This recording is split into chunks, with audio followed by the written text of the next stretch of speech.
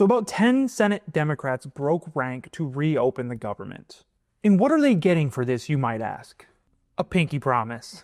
The reason the Democratic Party wanted to keep the government shut down for longer is because the Affordable Care Act credits were set to expire this year, which is going to at least double the rate of 20 million Americans' health care. And there's a lot of people that don't think this is going to affect them. If you have health insurance, this is going to affect you. And while our insurance system is not an ideal system, I wish we had something far different. Do not get me wrong. These private businesses, these insurance companies, are going to raise the rates for the people that are still able to afford to pay for health insurance. So even if you're not getting Obamacare, this is still going to raise your rates. They're going to find that income somewhere. And that income is going to come from you. And one of the craziest things I'm seeing are Democrats saying standing up to Trump didn't work. Well, Joe, you have to go back to what the strategy was at the beginning of the shutdown. There were two goals, both of which I support. One was standing up to Donald Trump. The other was getting some resolution on the ACA premium tax credit issue. The problem was the shutdown wasn't accomplishing either goals, and there was there was zero likelihood that it was going to. In terms of standing up to Donald Trump, the shutdown actually gave him more power. Exhibit A being what he's done with SNAP. We've tried nothing and we're all out of ideas. And I wonder why these Democrats voted to open the government. Was it that they have all received money from American Airlines? That can't be that, can it? This is the problem with centrist Democrats. If you've noticed, when it comes to the Republican Party, they are very unified. They move as one. But when it comes to the Democrats, there's always going to be a spoiler. There's always going to be a centrist that wants to work across the aisle. We need to primary every single Democrat that is not a progressive. We do not need centrists that are not willing to fight on our behalf. And like always, the Democratic Party's messaging is fucking terrible. Donald Trump was fighting the Supreme Court to keep SNAP benefits out of recipients' hands. The fact that Democrats weren't on every single news channel all over their social media talking about this move it's unforgivable.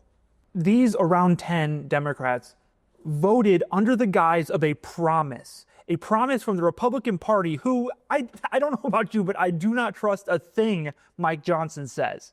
The promise that there will be a vote in December to extend the ACA credits. A vote where they'll need 60% of the votes again.